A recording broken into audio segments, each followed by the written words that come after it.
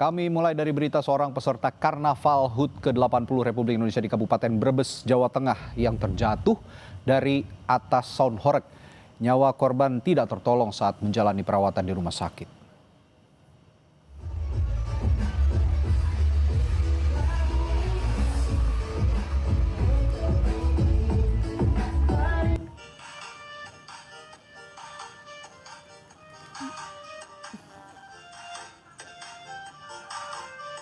Peristiwa ini terjadi di Desa Banjaratma, Kecamatan Bulakamba, Brebes, Jawa Tengah pada hari Senin.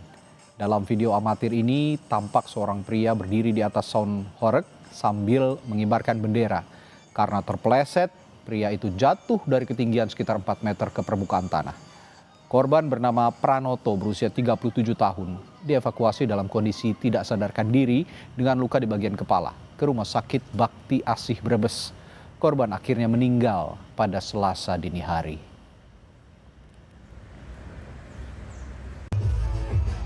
Sampai sini jam 6 sore ya, memang sudah penurunan kesadaran. Kami konfirmasi ke dokter yang jaga, pada saat itu ada luka di dagu dan ada bekas perdarahan di lewat hidung.